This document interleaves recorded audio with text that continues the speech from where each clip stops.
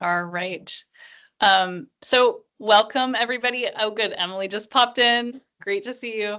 Welcome to Lindenwood MFA thesis reading for those graduating in spring of 2025. It's wonderful to see all of you here, and this is really one of my favorite nights of the year. This and the December reading. It gives us a chance to be together in real time and to celebrate students who have completed their capstone and will be moving on to another phase of their writing life. So I'm very grateful for the College of Arts and Humanities for being a wonderful home to our program, allowing us to have these great events. And to Joe Bauman, our fantastic director, my colleague Beth Mead as well, our other fearless full-time faculty member doing all sorts of great stuff behind the scene. And of course, all of our other faculty who have supported you along this whole journey, particularly the capstone faculty or the thesis seminar faculty. So big thanks to Callie, Tony, and Nicole, I believe. Did I miss anybody this spring, Joe? I don't think so. No, I think that's it. Zach, Yep. Zach might be, well, he does it at some point, but he might not be doing this spring. I Okay. didn't look at the schedule, but anyone that we missed. I did, and I forgot it. So if anybody in here had somebody other than that, feel free to thank them in in your intro.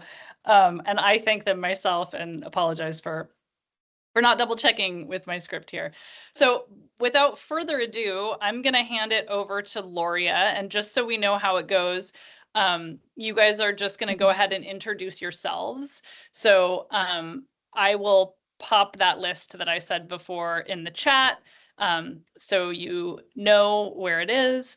If you forget what I said before, and I will also be spotlighting you when it's your time to go. You'll have just a quick minute to introduce yourself, give your piece some context, and then you will read for up to, but no longer than, 8 minutes. And shorter is fine. All right. Thank you. Go ahead, Loria. Well, I'm Gloria, as she said. I am local to the St. Charles, Missouri area, which has been really nice for studying here at Lindenwood. And I write fiction and poetry mostly, and most of my work tends to have a pretty strong feminist leaning, with few exceptions. The piece I'm going to share is actually probably one of those exceptions, but that depends on how you interpret it.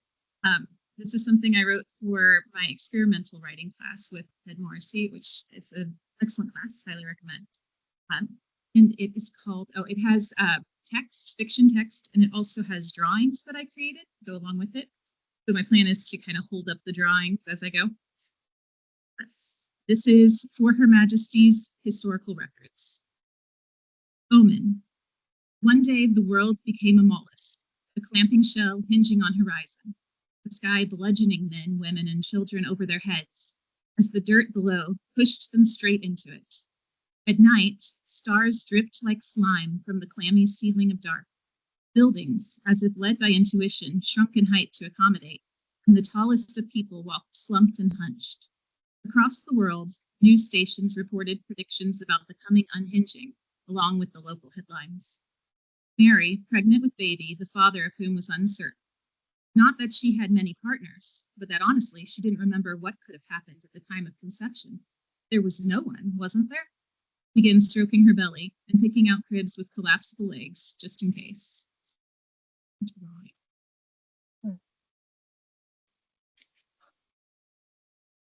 Abundance. 50 years ago, apple juice flowed through the Singing River, the one that runs alongside the brick stores of Old Town. My mom tells me that. Does yours tell you?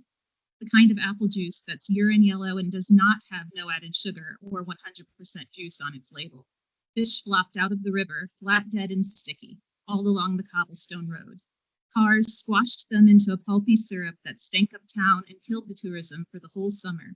even with the annual watermelon and snickerdoodle festivals in May and August, respectively. How did our parents survive growing up like that?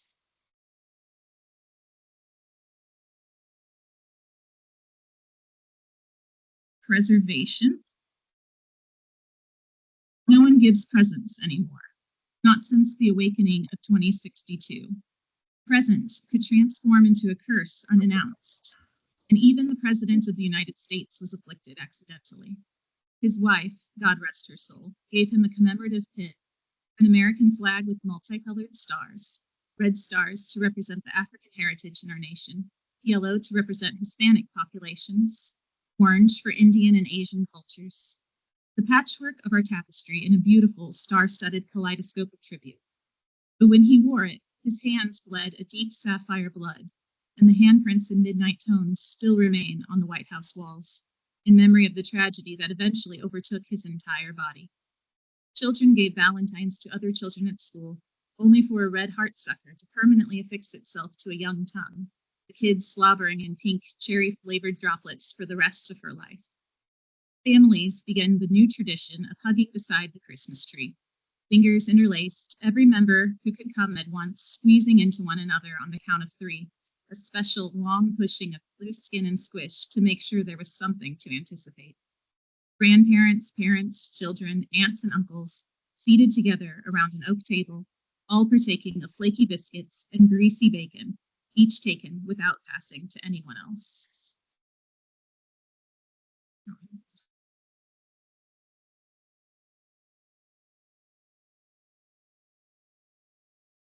Sorry, I got my pages shuffled a bit. Turning point. At first, the sun rose as it usually does. That morning, the sky bled lilac purples, crimson pinks, until the glowing orb reached a quarter of the way up the expanse. The vibrant striations cleared, and the sun stopped its upward move. Instead of raising its chin in a nod to come back down on the other side of the dome, it swayed to the side in a half head shake of no. And it continued inching sideways in that same direction, slowly. Weather reporters materialized on one street corner in every town, pointing out the trajectory as if there were a green screen behind them. We can confirm the sun has moved 20 degrees west since reaching its highest point at 7:02 a.m. today. Experts predict this movement will continue throughout the day, with no consensus on whether it will set tonight. Lily and Jack were engaged in planning to be married the following day. If it doesn't set, will there be a tomorrow? What about our wedding day? She steamed her dress, an ivory patchwork of lace. Our clocks still work, her mother assured her. We'll go by them. And that's what the world did for 5 long years, as the sun rounded the globe endlessly in the wrong direction. The Western Hemisphere lived in eternal morning, while the Eastern lived in varying degrees of twilight and dark. The northern long-eared bat population grew nearly extinct, but then the sun's path resumed. Historians called it the period of the clock, because much more relied then on those ticking hands than ever before or after.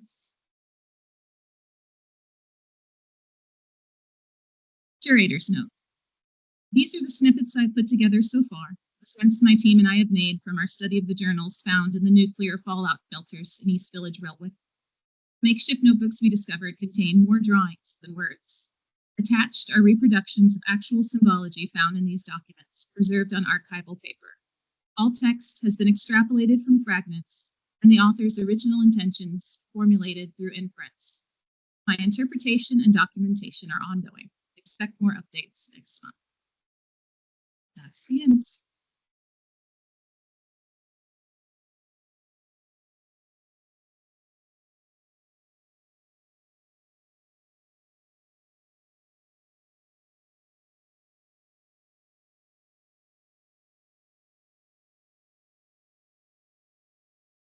You're up, Andy.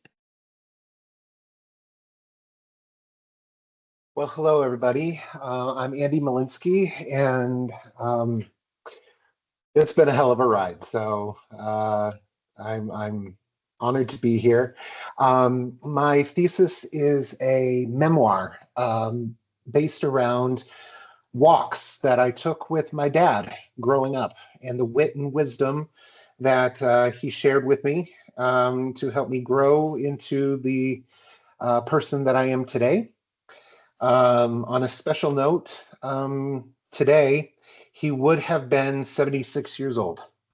So it is very special to me to be able to read this on his birthday. So this is basically my opening chapter for the thesis, and I hope you enjoy. It's called March 11th, 2023, The Final Walk. There's a shuffle to his walk. Whereas our steps keep a cadence like the tap, tap, tap of a drumstick against the drum, pop a rock, upbeat and lively, his is the wisp of a brush against the snare, jazzy, slow, cool, Vince Guaraldi playing for the Peanuts. There's a curve to his back that's come with age. Papa shrunk, after all, down a couple of inches from his pinnacle of 6 feet. Back surgeries will do that too, I'm told. Age will do that, I've seen. Parkinson's will do that, I've learned. He's still tall and strong and full of willpower and determination. He's opted to walk without the rollator today and uses just his cane. There's a quietness to his voice. The laugh he once busted out over episodes of Whose Line Is It Anyway that could easily be heard 2 towns away has been softened by the effects of the disease taking him over. But there's still a glimmer in his eye, a twinkle, a playful, boyish, naughty child just aching to cause mischief in there. I see it as he interacts with my son Coda as we walk into the airport to check him in for his flight back up to Seattle to resume living with my sister Jen and her husband Josh. Since Mama passed away in 2020, he's split his time between living with Jen in Washington and living with us in Colorado. We are his caregivers, looking after him as he battles the effects of Parkinson's and Parkinson's dementia. The airport parking garage is cold and damp. The smell of jet fuel, car exhaust, and the unmistakable but undefinable airport smell waves through the air. I love that smell. I've always loved that smell. I don't know. It just makes me feel like I'm going somewhere or people are coming from somewhere. I don't know. I just love that smell.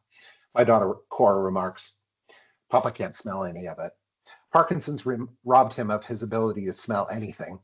Jet fuel and car exhaust, nothing. Smell of rain, gone. The ability to inhale the beautiful scent of lilacs, his favorite flower, no more. But he still keeps a candle of the scent at his bedside. Do we get to ride the escalator? Coda is aching to get inside. To him, riding the escalator is as exciting as a day at the amusement park. I raised him well. It's about the little things in life. I need a bathroom, says my wife, Chris. She, as usual, downed an entire 32-ounce bottle of water on the drive down. She's a great mom. Answers to ailments usually come with 2 questions. Have you pooped? And how much water have you drank? Actually, the water question usually comes first. She'll even use these questions to help Papa navigate his Parkinson's symptoms. What would I do without her? Answer, probably be dehydrated and constipated. Coda walks by Papa's side, and I walk behind him, dragging the suitcase. Coda laughs, and I wonder what it's all about. What story, what anecdote, what advice has been doled out? I look at Papa, and there's that impish twinkle, even behind the sleepiness in his eyes. Last night, not 12 hours earlier, I was at the hospital with Papa because of pains in his stomach. Gallbladder issues this time. I'd walked with him into the ER and back out in the middle of the night, only to catch a few short hours of sleep before needing to bring him to catch this flight. I'd walked with him. We walked together. Now he walks with my son. How times have changed. I'm struck watching them, thinking of all the times he and I walked together on neighborhood roads, along mountaintops, even in airports like this. There's a sudden flood of memories, emotions, and realizations that blast into my body as I watch him walk slowly and carefully with my son as he once walked with me. I think of what he taught me, told me, and tickled me with. I think of how now I guide him to and from airports, ERs, and back to bed after midnight Parkinson's falls in the bathroom that startle me awake. I ponder how his words of wisdom and wonder have become my words of solace to comfort his grieving. I catch a smile crossing his face as he reacts to something Coda says. He's listening. He's paying attention. I paid attention. I promise. I heard every word. It's a busy day at the airport. It's spring break for many places, so there are many student-aged people dragging luggage, skis, and winter gear into the airport to come into Colorado or leave to go back to wherever they came from. Papa flew down to hear me play with the community band. The moment he heard I was playing the William Tell Overture, he had me booking his flight. He sat in the audience with my wife and kids and directed along with our conductor, waving his arms with complete inhibition. He was the first to yell out a grand "Yes!" when we played our final note. Then he sat through the kids' choir concert and wept as they sang a song about social justice. His balance had been off all week. He'd been tired. There'd been a lot of pain, his and mine. He gets all checked in and has his boarding pass. An airport employee wheels over a chair to bring him down to his gate. Papa hugs Coda, Cora, Chris, and then me. Take care, he says to me. I hug him tighter and kiss his cheek. Love you, Papa, I say back. Love you too. The employee wheels him off to his gate. He fades from view, decrescendoing, the stoic giant getting smaller and smaller as he grows more and more distant the further and further he gets. The pain within me grows. My chest tightens. That lonely child begins to yell. Come back. Come back. What else is there to learn? What else is there to know? What haven't you taught me? There must be more. There must be. What don't I know? What haven't you shared? Come back. One more, Zeke. One more walk. Up a mountain, around a neighborhood, by a highway. You name it, anywhere. You and me. Let's laugh. Let's sing. Let's wonder. One more. What do you say? One more, Zeke. One more. One more. Thanks, guys. Congratulations. Thank you, Andy. And as I get Andy out of the spotlight, our next up is Karen.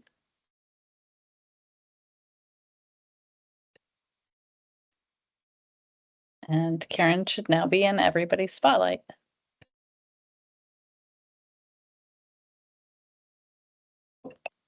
Oh, but you're muted, Karen. I'm a little under the weather today, so I wrote my little intro so I don't forget anything. Yes, my name is Karen Bramblett, and my thesis is comprised of poetry written in free verse and in the family and ancestry subgenre.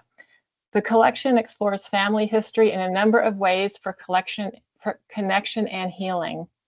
I use conversational and sometimes confessional styles as well as direct address to foster a feeling of intimacy.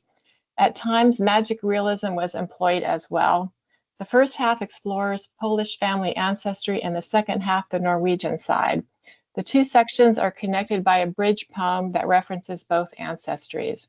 A subtle narrative arc is superimposed on the collection.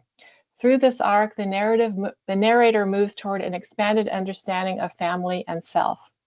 I found inspiration for my collection in family heirlooms and photographs, written and oral stories, poetry, songs, graveyards, memories, and place.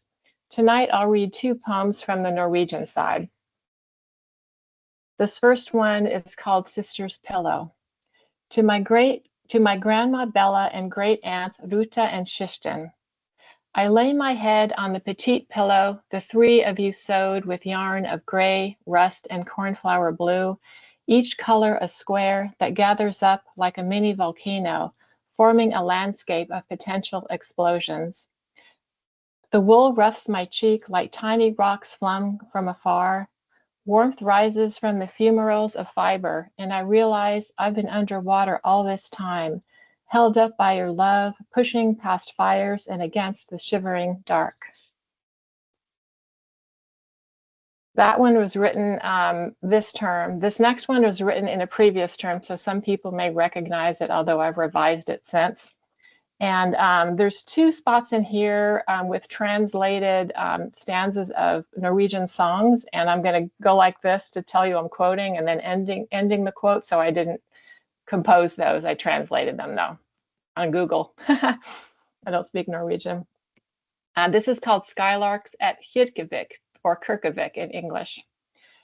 Black and sprightly against the sky, those birds might be the ghosts of our ancestors. But they said you were skylarks, only skylarks heading home.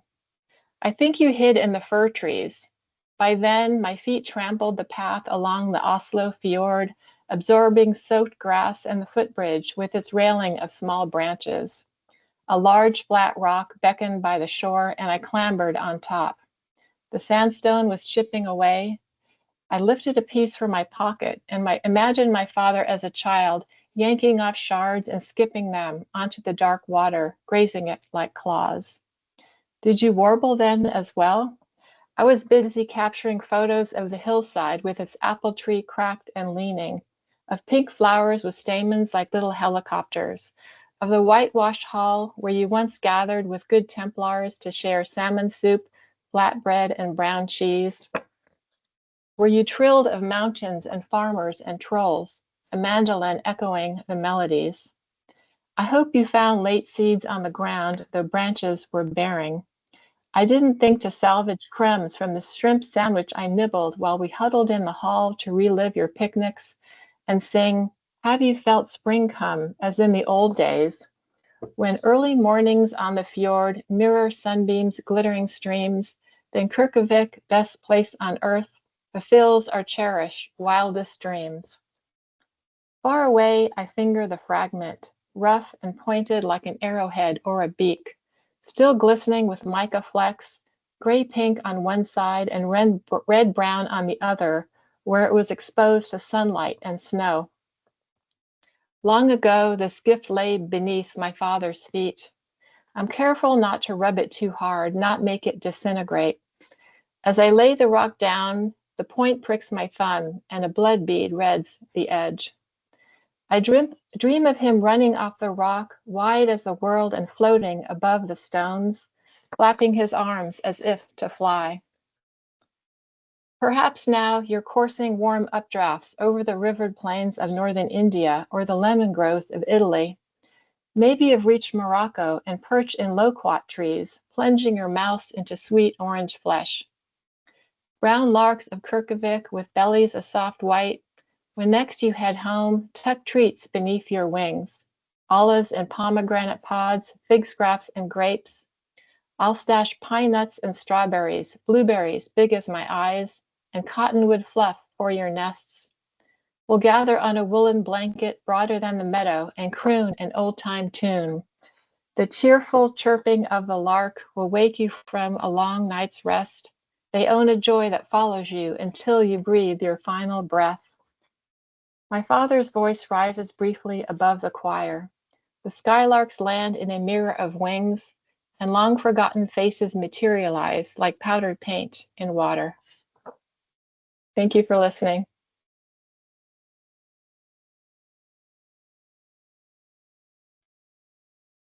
It was beautiful. Thank you. And next up we have Cam. So I get spotlit. There you go. Okay, hi.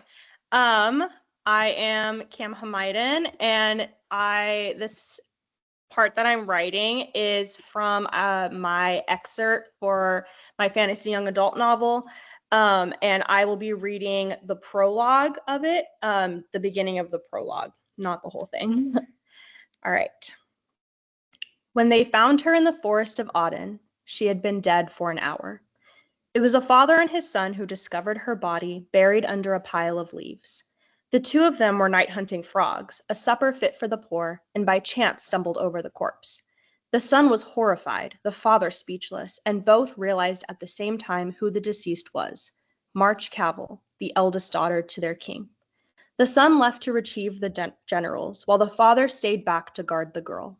The generals came quickly, some to collect the girl, others to hunt down the culprit. The king had come with them, desperate to see if what the boy said was true, and when he saw his 16-year-old daughter's corpse, he sobbed loud enough to be heard for miles. How she died was a mystery. There were no cuts or wounds on her body, nor any bruises or blood. She could have been poisoned, possibly, but there were no empty vials or bits of food left near her, nor any residue around her mouth or tongue. It looked like she had simply laid down on the ground and fallen peacefully asleep. The generals couldn't figure out what happened. The father and the boy knew nothing. But the king didn't care about what killed her. He wanted to know who killed her. He wanted someone to pay. They were all too preoccupied with the dead princess to notice the creature high above in the trees, lurking, watching, waiting. The black-feathered animal could have easily been mistaken for a typical bird if not for the violet eyes and long, black, cat-like tail swishing behind her. The creature was known as an athlone, a rare and powerful magical animal, and she had witnessed the death of March Cavil. The Athlone watched the king hold the corpse in his arms. He didn't let go, not even when he climbed onto his horse. He and most of the generals raced back to the palace of Auden, but a few journeyed deeper into the forest, looking for the monster who committed such a crime. The Athlone watched the remaining generals leave the little clearing. She waited, still as a stick, for the crowd to dissipate. Then, once the only sound she could hear was the rustling of leaves, she leapt into the sky. Her heart raced as she soared high above the trees. On a normal day, flying would bring the Athlone great peace. But that night, dread and anxiety beat through her blood, clouding her heart with fear. The Athlone was no fool. She knew what she had witnessed, and she knew it would change their world forever.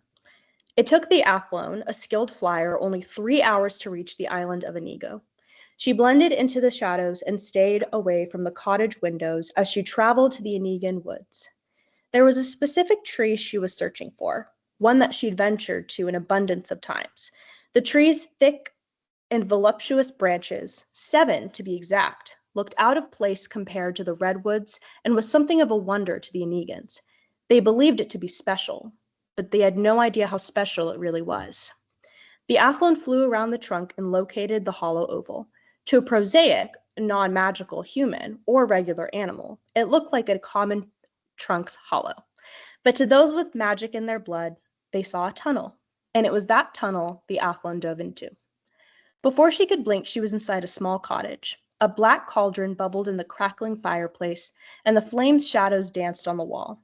Outside the window, the Athlone saw twinkling fairies gossiping while fluttering around the enchanted forest.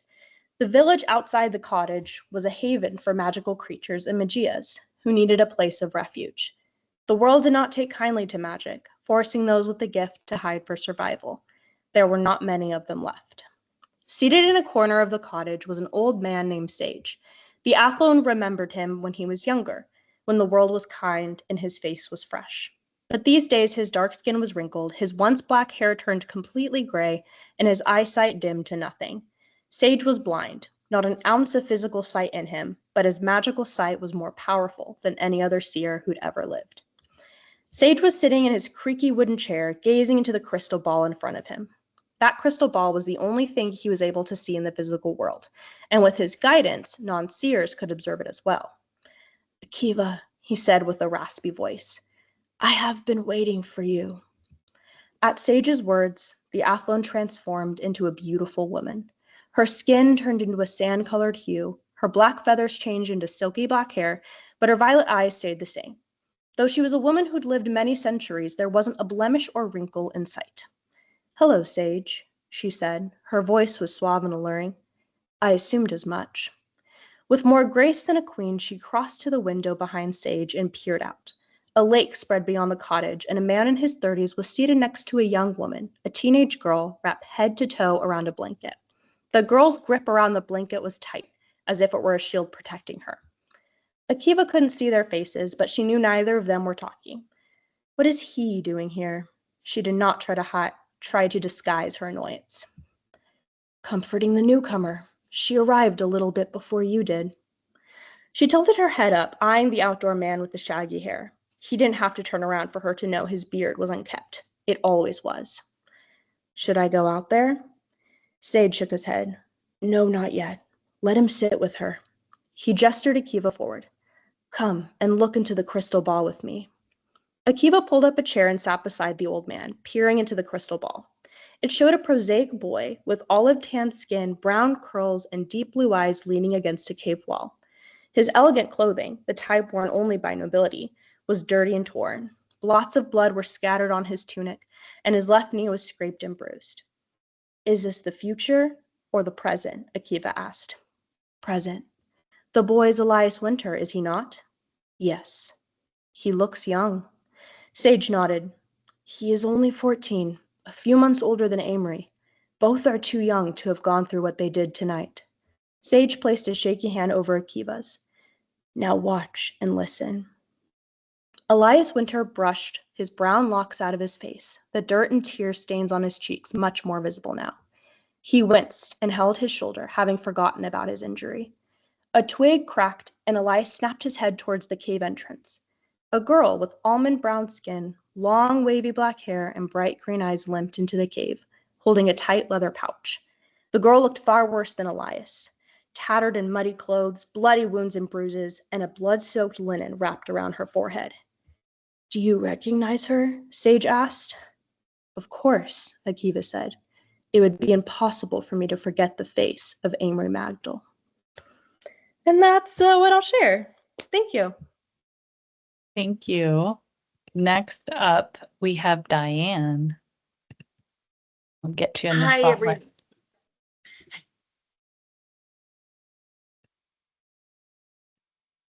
You're good to go, Diane. Okay, perfect. Okay, so my thesis is actually going to be the second book that I'm getting published. It's in a series called Random Thought Series. And this one is called Thesis Pieces and Other Random Thoughts. And I've got a collection of reality in the raw pieces that basically I drew randomly, and I only put one piece from Lindenwood University. And then I wrote all the rest from a bag that I've been carrying for 40 years and write down random thoughts, and I wanted to circle back to later. And so this was my later, and all of the pieces fit together to help people either from young adults on up to evolve to the next level and realize that we're not mistakes and we're meant to be here. And the mistakes that we made, we need to learn lessons from. And so what I want to share with you guys is a light-hearted mistake that stuck with me for the rest of my life. You're going to crack up. Okay, and it is a true story. I really did this. Okay, it's called Little White Car. What I'm about to tell you is by far the most embarrassing moment my entire life to date. And I highly recommend you never do what I did to create a series of events that proves that we must always be aware of our surroundings and keep our wits at all times. In the late 1990s, I worked as a marketing director for a sports medicine clinic in Huntington Beach, California. We weren't busy one afternoon, and the doctor couldn't leave, but I could. And he calls out from across the clinic as he's thrown me this overloaded key ring. He says, "Hey, Diane, won't you take a break and go get my car washed?" Well, I was totally up for it from the busy Saturday morning doing free chair massages to the people who were working out in the gym where his clinic was located. "Oh, I sure will," I said quickly, catching his keys in midair. "I'm driving my little white car today. I need it clean for my hot date tonight." And he winked at me as he strolled his cocky self back in his messy office. Well, bolting out the back door to his cute little white car, opening the door, turning the keys, holding the clutch in, starting it, looking out the back window, speeding out of the empty parking lot, I thought to myself, how nice it would be to have a little white car like this. As I shifted the gears, feeling like a race car driver, going down towards Beach Boulevard, wind blowing in my hair, looking young, wild, and free, like I wish I could be. The car wash wasn't way too busy, and I noticed all the cars in the walking tunnel window rolling along the conveyor belt were either white or black. Now, thinking to myself that this is so typical for Southern California, I knew for a fact that I would never choose a black car because of the heat. And then obviously there's way too many little white cars everywhere. And knowing me, I'd mistake one of them for mine. I was giggling about how much I knew myself when the doctor's car was getting blue foam suds spritzed all over it. Well, I sat under a tattered umbrella picnic table, watching all the cute men drying the cars, touching up the tires, and washing all the windows. I didn't think twice. Man held up his arm, waving his dirty rag directly to me, motioning the car was ready. I was rushing to him, tipping generously, taking the car, happily cruising on, pounding on the door to get me back in from the parking lot, and the doctor greeted me at the door. Well, that didn't take long at all, he said, happily grabbing his keys. Then he looked down in shock, saying, Diane, these aren't my keys. What? Oh, yes, they are. I stood dumbfounded while stupidly arguing, laughing hysterically. The doctor hollered out, You got to take this vehicle back, Diane. This really isn't my car. Well, he couldn't contain himself while watching me as I fumbled with the key unlocking the door, and all I could see in the rear view mirror as I was pulling out was him leaning over, holding his gut and crossing his legs. Now, you talk about someone driving like a bat out of hell. Well, I made that straight beeline back to that car wash, praying like I'd never prayed before while driving through yellow lights and making it into the parking lot in a do or die left-hand turn in a busy traffic scenario with record speed. Y'all, I was only gone for 15 minutes. And when I pulled into that car wash, there was a boatload of cops up in there. They weren't wanting to get their vehicles cleaned either. They wanted the dip who stole the car from a guy who just wanted a buck for a tip because he dried it off but good. And not giving me any time to get out, the police officers surrounded the little white car with their hands down and ready on their gun holsters. Before the cops could draw their weapons, I hollered out my best hillbilly accent, Hey, y'all, don't shoot. It was a mistake. There's so many dang little white cars out here in California. I reckon I just got the wrong one. Well, that lady cop, she was snickering, knowing I was telling the truth, and she gingerly helped me out of that little white car I just accidentally stole. And the owners rushed up, telling the crowd of cops standing around that he didn't want to press any charges, and I could tell he knew that I made a completely honest mistake and grabbed the wrong little white car. They really did look alike. And as I drove the correct little white car back to that daggone clinic, I noticed the subtle differences within the two vehicles. And you guessed it, the doctor never had me go back to that car wash ever again. And rightly so. We both agreed that day washing his little white car for a date will never be in my job description ever again. That really happened. Thank you, Diane. Okay, bye. Next up is Emily. I'll get you in the spotlight here. All right. Can you guys hear me okay? Yes. Okay, cool. Unfortunately, mine is not quite as funny as Diane's. I'm sorry. That was great. That was nice and lighthearted. Mine is so a little bit different. But yeah, I'm gonna read the opening journal. I timed myself, so it should take about 7 minutes. All right. The night of my father's funeral, I woke in a cold sweat. Images of my heart being pecked out, still flooding my mind. It was the first time I'd seen the bird since I was a child.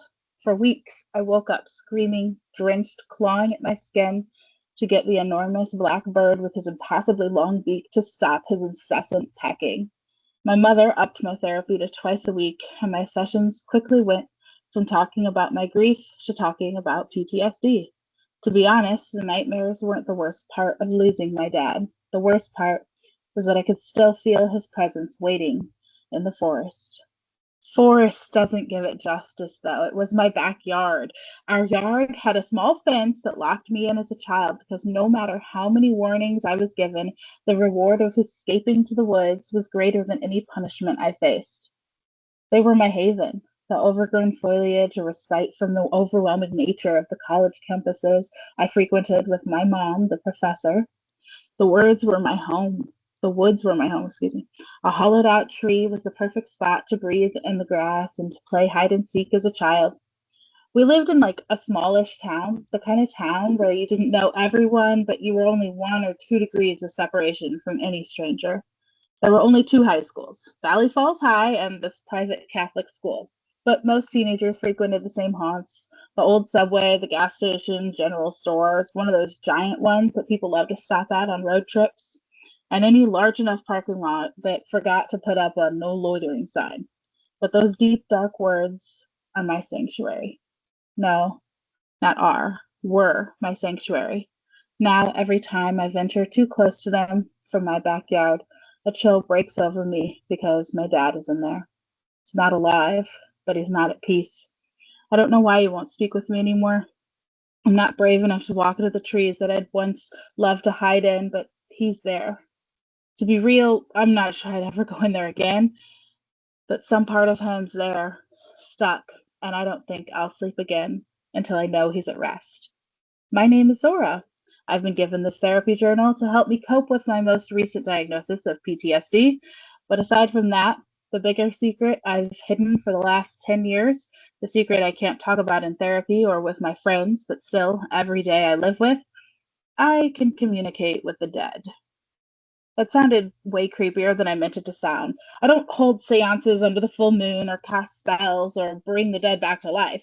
Although the new moon is a good time to start a new project or set an intention in one's life, in case you're wondering. But I digress. The truth is that I help ghosts in Valley Falls cross over, because what happens when they don't is far worse. My dad's death wasn't the first I'd had to grieve. When I was 6 years old, my first ever best friend and next door neighbor Lydia was hit by a car while at her mom's house on the other side of town. The next day, she was outside her house playing in her yard, except she wasn't because I was the only one who saw her. I remember running over to play with her, but her dad just looked at me and started crying. I went home and my mom and dad talked to me about Lydia's death again, but the thing was, I could see her from our porch during the entire conversation. I don't think she knew she was dead at first, like she couldn't remember the accident or anything, but when her dad didn't talk to her, she became angry and sad. Soon after, her dad moved. My parents said he couldn't handle passing her bedroom anymore, but I knew that wasn't the only reason. He moved because Lydia was becoming out of control. She was morphing into something else, and that thing was evil. Her mom wasn't very nice to her, but she loved her daddy. So when he didn't talk to her, she started throwing tantrums.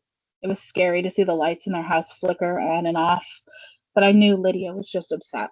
I tried to tell my parents, but that's when my therapy started. I quickly learned that talking about ghosts wasn't a good thing. Instead, I tried to help her in secret.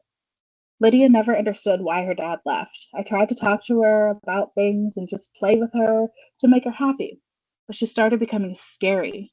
And then my parents were worried about me.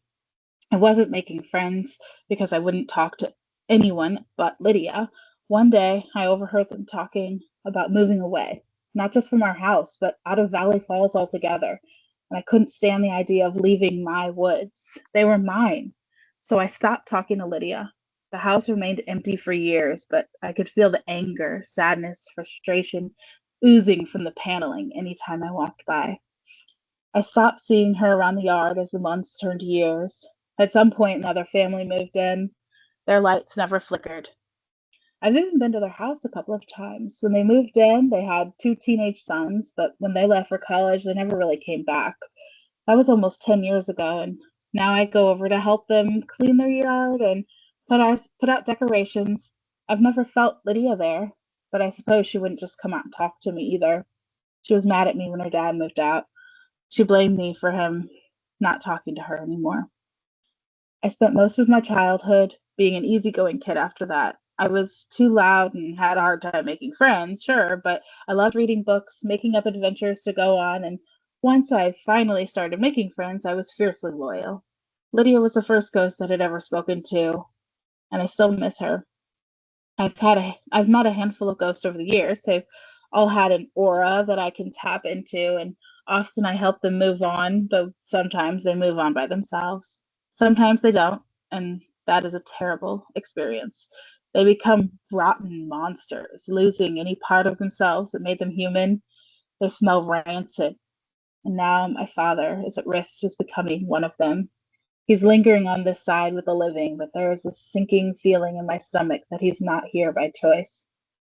After losing someone, people expect you to be sad or grieving, but only for a little while, and then at only the level they think you should. If you grieve too long, then you need to get over it. But if you grieve too little, then there is something wrong with you.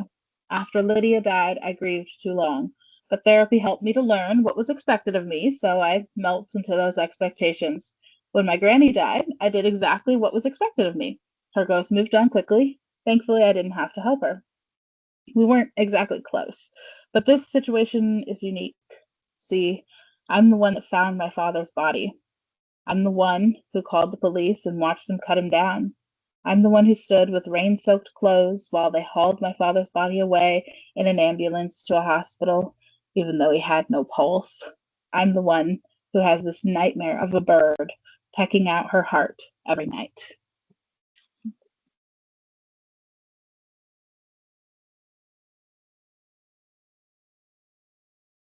Thank you, Emily. Up next, we have Annie.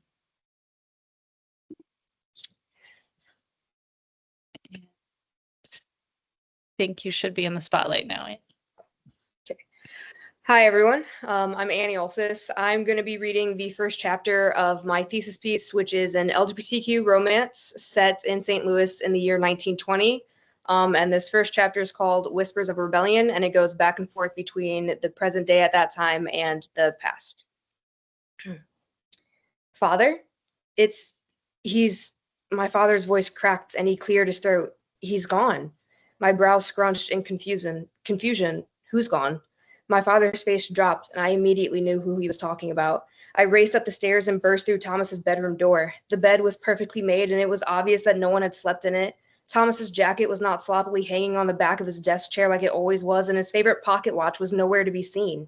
I felt my knees starting to go weak, and I had to grab onto the back of the chair to steady myself. I stumbled out of his room and back to my parents, who still hadn't moved out of the foyer. Where is Thomas? My father, at hearing my brother's name, seemed to have snapped out of his daze.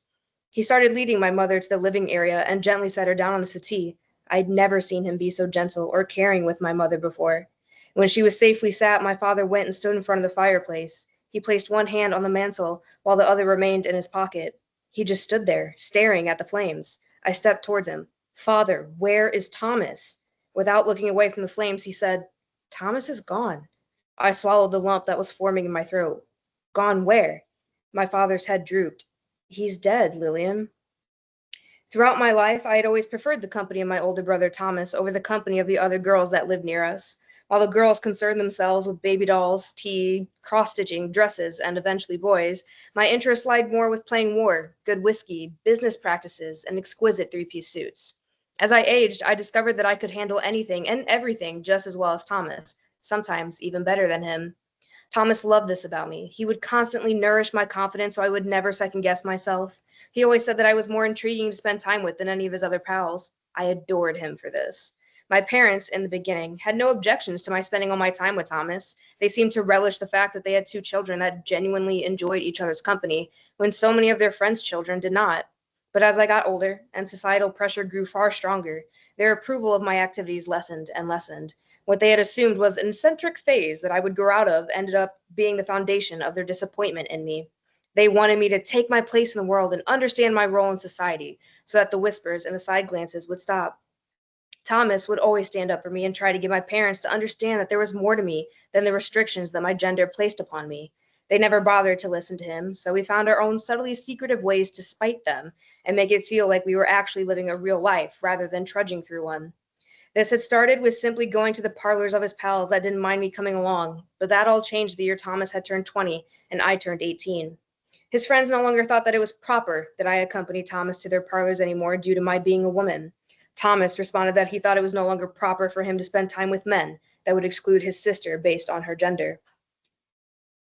I collapsed into the chair that was next to me, tears falling down my cheeks that I didn't have the strength or willpower to wipe away. My breath was coming in and out quickly. Sorry. How did he die? My father's shoulders went up and down as he took a deep breath in. He was hit by a car as he was walking home from some despicable secret juice joint in the south part of the city. It was late, and no one noticed him lying in the gutter until the sun came up. By the time they got him to our hospital, it was too late. He was gone. My eyes closed as the image of Thomas injured, cold, struggling to breathe, and probably desperate for help flooded my mind. I shook my head, trying to get that image to fall out of my brain. I needed something else to focus on. What do we do now? Can I see him?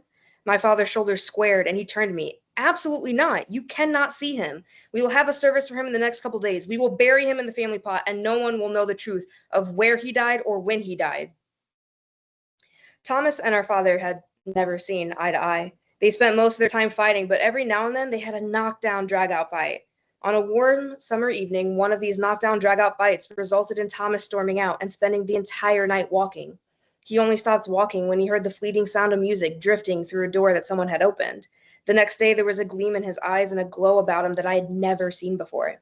He spent the whole day telling me every single detail of the enchanted nook. He described sneaking into the speakeasy as another group was walking in. Thomas said that the smoke was so thick that you could barely see a foot in front of you, that the melodic screaming of the trumpet and saxophone practically forced your eyes towards the stage, while the deep voice of the bass and the addictive tone of the guitar held your attention. He could tell that there, no one was a stranger, even if it was their first time stepping through the door. Helen Jefferson, the bartender and owner, as Thomas would find out later that night, always greeted everyone with a, "Welcome in, honey. Make sure to lose yourself in the enchantments." You wouldn't even be standing there for a minute before you had a drink in your hand. The lights were always dimmed with spotlights landing on the band. That, combined with the smoke, made the musicians seem otherworldly. It was normal, and the amount of tables that were missing, it allowed more room for people to dance. But what made this place special were the seating/booth areas that were built into the walls. Each area had a different theme based off the novels that the Jeffersons had found enchanting. There were booths for The Wizard of Oz, Dr. Dolittle, Peter Pan, Princess of Mars, Tarzan, and more. Thomas was animated about the whole place, but there was one aspect that made him jump for joy: the piano. I felt my brows scrunch in confusion. What? Why are we not telling people the truth about where or when he died? My father quickly spun towards me. Why? His eyes were ablaze with rage, embarrassment, and just a touch of regret. Because it's a disgrace. Thomas was not in a respectable part of town. He was at an illegal gin joint. Not only was he there, but he was walking home. He'd been to that place enough times that he knew the way by heart. He deliberately disobeyed our guidelines of what was appropriate for him to be spending his time on. The way he died was a disgrace, and he was a disgrace. He stopped to take a deep breath to try to gain what little composure he had left. We will bury him quickly and hope that no one will ever find out the truth about his death. That is my final word on this, Lillian, and I don't want to hear anything else come out of your mouth. Now, please, leave your mother and I to make the arrangements. Piano was the one educational opportunity that my parents approved of. They thought they could use Thomas's talents as a way to show off at parties. They just wanted to use him as a way to prove that they were high class. They never imagined that it would overtake Thomas's mind and soul. After all, as their only son and the eldest, he was expected to take over the family business. James family tobacco needs to stay in the James family, my father would lecture at us. Thomas almost never admitted this, but he was being crushed. He was being pushed or pulled down by the expectations that my parents put on him. He never really had a lot of space or time to figure out who he was, but he had desperately wanted to. He'd wanted to stand on his own 2 feet, develop his own personality, obtain his own fortune. The way he felt was very obvious if you looked close enough, but rarely anyone ever did. Most people only ever focused on his puppet masters, our parents. Why pay attention to the son exhibiting troublesome behavior when you can fawn over the charming, wealthy, and prominent parents? If anyone really took the time to notice Thomas, then they would notice the way his face lit up when he played the piano. He only ever truly looked at peace seated in front of the keys. My parents never understood that, but Mrs. Jefferson did. Mrs. Jefferson's son, Elijah, had been a pianist and regularly played at the speakeasy until his tragic death. After his death, Mrs. Jefferson couldn't stand the thought of anyone else touching his piano. That is, until Thomas. She'd seen the love of the piano in his eyes, heard the passion in his voice. They had a long talk about jazz, Elijah, family, politics, business, and, by the end of it, Helen Jefferson agreed to let Thomas play her son's piano. Mrs. Jefferson cleared the band so that it was just Thomas up there. As soon as his fingers touched the keys, he got lost in the notes. He was so immersed in the music that he had forgotten he was in the enchanted nook until the roaring sound of clapping broke through his haze. That's where I'll stop. Thank you, Annie. That was great to hear. Next up, we have Justine. Can you hear me? We can hear you. In just a second, you will be in the spotlight too. Oh, okay. You're good to go. Okay, great. This is an excerpt from my fantasy novel, which is the first of 3 books that are a retelling of the King Arthur story from Elaine of Shalot's point of view. And you might know her from the Tennyson poem. Right. Raising his arms to tell the musicians to stop, the Fisher King announced, "The long reign of Morgause as May Queen is over. We have a tie between the Queen Celadon and Elaine of Shalott." A noise of surprise and then of enthusiastic applause rippled through the crowd. "We shall observe the tie-breaking custom that we have not practiced in many years. I shall serve as the bullseye. Whichever strong lady can hit the most targets with her arrows will be declared the May Queen." The crowd's boisterousness swelled and delighted laughter surrounded Lancelot. But then he realized exactly where he was, and he felt the unfortunate effects of his overindulgence at the feast. Feeling ill, he discreetly eliminated his greediness into some unfortunate but obliging nearby bushes.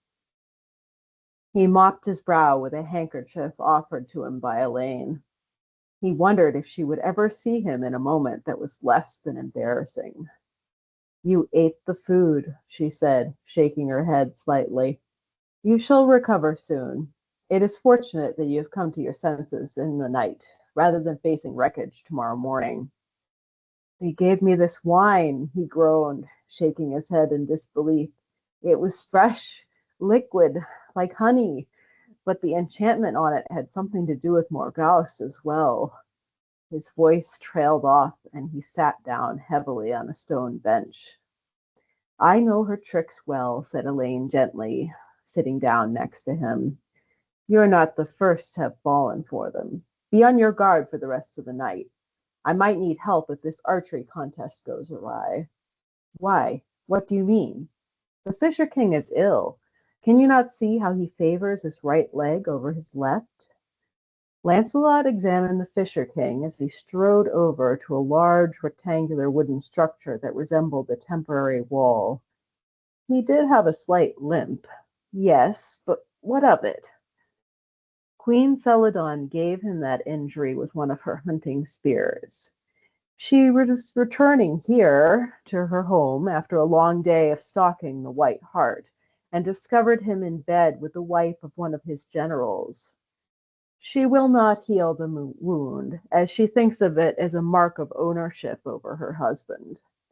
He has been suffering with it for more than 20 years. "So, what are you going to do about this?" asked Lancelot. "The goddess wants me to heal him because the harvests in this land are poor when he is ill. From the sense I have of the spell Celadon used, this hurt can only be excised with another spell of equal strength. If I can hit him with a spelled arrow, then it will drive out the festering wound.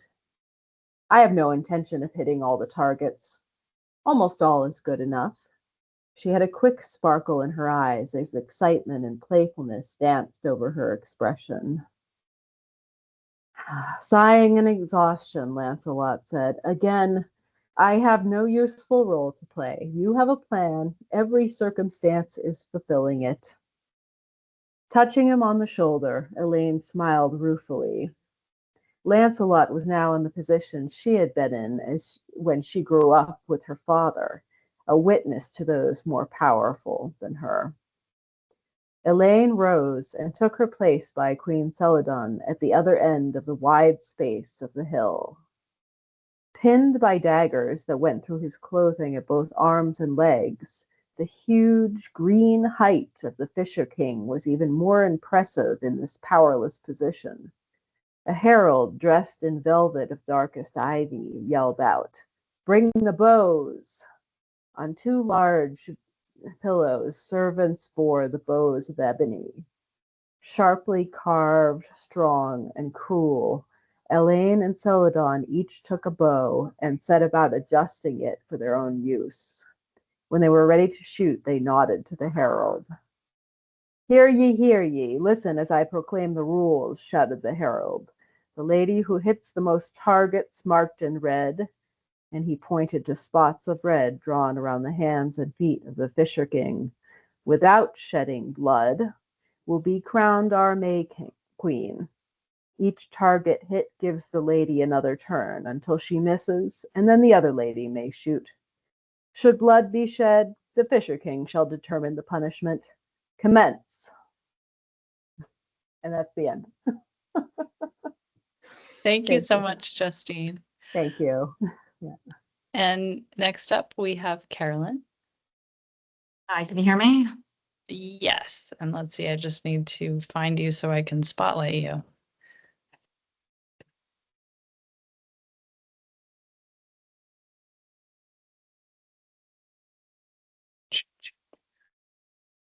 There we go. All right, you're good to go, Carolyn. Okay, hi everybody. I'm Carolyn McBride. I'm going to read the opening to my thesis, which is also the first chapter of my third women's fiction novel. My first two novels are indie published and part of a series. This one is a standalone, and I'm planning to query it to agents. It's called Best Life Yet. Drowning rarely looked like drowning. In fact, it could look an awful lot like swimming. Poor swimming. The eyewitnesses on Black Rock thought the man was gesturing to his wife, waving her over to see a turtle in the water. In the shallows, Lucy slipped on her swim fins and watched as Stephen rounded the point with all the grace of a giant fish in distress. She had been on the swim team in college, and at 58, she still swam every day at the community pool. Whenever they ventured into the ocean together, she halfway expected him to attract every shark in the area with his flailing free stroke. But if one decided to have him for lunch today, who was she to mess with the natural balance of predator and prey? She didn't care if Stephen had seen a turtle or found sunken treasure. He was in love with another woman. She was done caring. Tightening the straps of her neon green snorkel vest, Lucy swam into the surf and tried to spot Stephen again. Her husband loved watching the sea turtles that grazed along the ledge off Kanapali Beach, and he didn't bother to wait for her. She followed behind as she always did, trying to catch up with his long legs, first on the path to the beach and then in the water. If he'd worn his matching snorkel vest, she could have picked him out amid the bobbing heads and snorkel tubes, but he'd left it in the room, despite his heart condition. Did his little pickleball friend know he was 4 stents away from open heart surgery, or worse? Would she even think to pack his vest, CPAP machine, heart medication? Oh, good riddance. Lucy made a wide berth around the rocky outcrop, carefully avoiding the cliff divers on the ledge. With her head partially submerged, the voices from the rocks above were muffled and distorted, as if the lava formations spoke their own language. Ancient Hawaiians believed spirits jumped off this point to join their ancestors, and she always heeded the superstition not to steal lava rock. Pele's curse reputedly brought bad luck and misfortune to anyone who ignored it. In the 9 years they'd been coming to Maui, she'd never so much as touched one. As Lucy rounded the corner of the point, she fought the change in the current and wondered how Stephen was faring against it. She scanned the surface, but there was no sight of him. When she popped her head up to look for his snorkel tube above the waves, she realized the voices 15 feet above were directed at her. A young man holding a paddleboard gestured frantically from the edge of the cliff, pointing to a spot about 20 feet away. Lady, down there. Lucy put her head back underwater, scanning for movement amid the shifting rays of sunlight and shadows formed by the nearby ledge. A dark striped shape caught her eye, and she froze, drifting motionless while she tried to slow the heartbeat pounding in her ear. Everyone knew tiger sharks fed on sea turtles, but sharks were primarily nocturnal hunters, Lucy reminded herself, and it was still mid-morning, as if sharks routinely skipped breakfast. But it was just Stephen, she realized. She took a deep breath and kept her eyes on him while she swam further out where the current couldn't push her into the rocky outcropping. He was wearing those ugly gray and black striped board shorts he had found in Whaler's Village. The ones he boasted made him look gnarly. Paired with a gray swim shirt, he blended in with the darker water 20 feet below. 65 is the new 45, dude, Stephen had said, giving her the hang 10 sign with his thumb and pinky when he walked out of the dressing room to model his outfit. You'd have to be a pretty stupid surfer to dress like a shark, she responded. I think you're just asking for it. All of her Speedos were in bright water survival colors, lifeguard red, life jacket orange, Barbie pink, banana yellow. Mama always said, if you end up at the bottom, you want to be sure someone can spot you. But spotting wasn't the same as saving. She knew that all too well.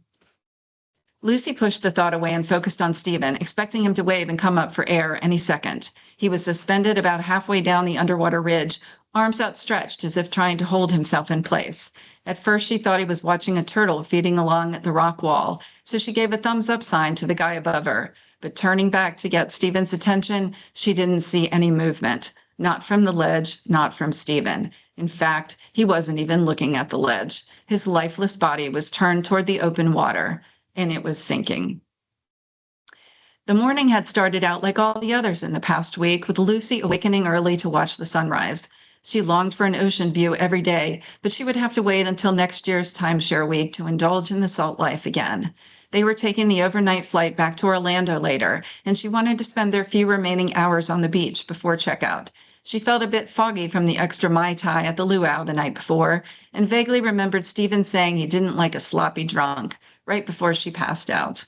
She found him asleep on the sofa as she shuffled to the kitchen to turn on the coffee maker. Sipping her Kona coffee on the balcony, Lucy looked out at Lanai to the west. The sun illuminated the sky behind the volcanic island in a fiery backdrop of oranges and reds, while the sloping peak remained blanketed in deep purple. She wore a strappy nightie in swirls of the same colors, one of her tie-dye designs inspired by the bright colors of sunrise. She dipped and twisted the fabric herself to form the spiral pattern, and it was one of her most popular collections. Minutes later, Stephen joined her in a white waffle robe, its belt barely making it around his waist. He handed her a manila envelope.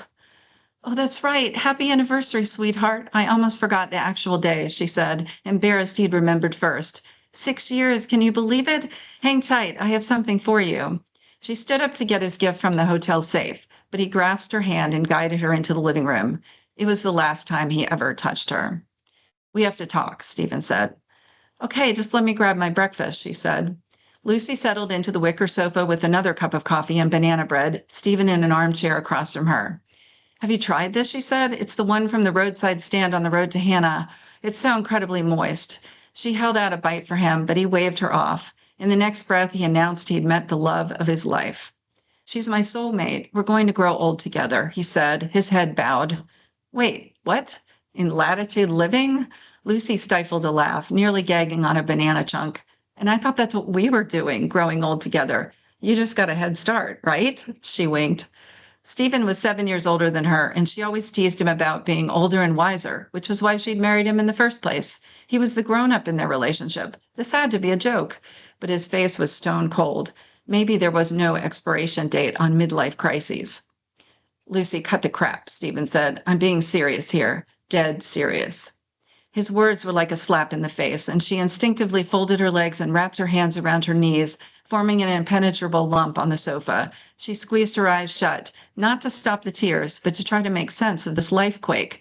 She'd never thought marriage was necessary, never even dreamed of it, but Stephen had made sense coming into her life when he had, yet now he was leaving her for another woman, someone he had met through pickleball. Damn you, Lucy said, trying not to whimper. She heard Stephen talking, but a freight train filled her head as she stared at the blue water separating them from the nearby island, the sun's rays now reflecting off the peak and bathing them in golden light. But nothing about this felt golden. What would her golden years be like now? He gestured to the envelope on the coffee table, assuring her everything was well planned in her favor. Not to worry, he said, looking down at his hands. It's a generous offer. His voice was measured and optimistic, as if he was speaking to one of his clients at the bank. He babbled on, certain she would be pleased. Think of it as a severance package, he continued. You'll be set for life. Set for life, like his first wife. But wasn't that what she'd really wanted all along? She had blown her life savings years ago to launch her chain of coastal boutiques from South Carolina to Florida, and the loan to add the shoe line had gotten her deeper in debt. Before that, all her money had gone into Daddy's sport fishing boat and fishing tournaments to keep him afloat. Suddenly, Stephen started to cry, head in his hands, his whole body shaking. From across the table, she fought the urge to comfort him, to offer assurances she'd be okay. But would she? For the first time, she had relaxed her guard, given up her exit plan, and she was a shell of the woman she used to be. She knew she had lost her spark. She had given up everything for Stephen and his life plan. It was no wonder he'd fallen for his pickleball partner. Her hands began to tremble, so she picked up the envelope and busied her fingers with the metal clasp. Finally, she set it on the sofa next to her and tucked her hands under her legs. Ever since his retirement and their move to the active adult community 3 years ago, he'd become a different person, micromanaging her every move. It was no wonder he was orchestrating the next one, too. Stephen looked up, his blue eyes finally making eye contact with hers. "I'm sorry. Aren't you going to say something?" he asked. It was as if he wanted absolution, a release from his guilt. He wiped his face with a napkin and leaned forward, reaching for her hands. She shrunk into a corner of the sofa and met his gaze with a steely stare. "What's there to say, Stephen? It sounds like you have everything figured out." Just like when he bought their house, managed their finances, did their taxes. All she had to do was sign, not bother with the details. "I'm not going to ruin my last morning here reading divorce papers," she added. He spoke slowly in little more than a whisper. "Well then, I guess that's settled." Stephen cleared his throat. When he spoke, he sounded defeated, not like he'd just freed himself to be with the woman of his dreams. "How about one last snorkel around the point for old time's sake?" he asked. He nearly choked on the words, and his blue eyes implored her to agree with him, as she always had, because he was the smart one, the one with all the answers to her problems. But she only wanted the answer to one question. How long had she been swimming through life, unaware her marriage was drowning? The cliff divers told police that Lucy yelled for help, removed her buoyancy vest, and dove down to pull her husband to the surface. Then she put his arms through her vest, elevating his head and blowing into his mouth until she nearly passed out herself. The spotter jumped in with a paddleboard and helped hoist Stephen's body over it. Then she expertly guided his body to shore. When the police questioned her at the room that evening, Lucy didn't remember the rescue. She didn't know how she made it back to the beach or who pulled Stephen's body from the water. She only remembered seeing the EMTs continue CPR on the beach and Stephen's cold stare in the water when she first reached him, just like Mama's. She'd known even then it was too late for him to return from the dead, too late for his new life with his soulmate, too late for the answer to her question. The gods had heard her death wish and they had granted it. And just like Mama, it was all her fault. That's all. Oh my goodness. you. Thank you, Carolyn. This was such an incredible night, you guys. Really an incredible group of MFAs we have here. I am looking forward to hearing about all of your wonderful successes in the future. And yes, every single one of these that was from a larger project, I wanted to hear more. So props to all of you. This was really lovely. So thank you. And for those of you who are local or are coming in for graduation, we will hopefully see you tomorrow. And I guess that's it. All right. Congratulations, everyone. Take good care.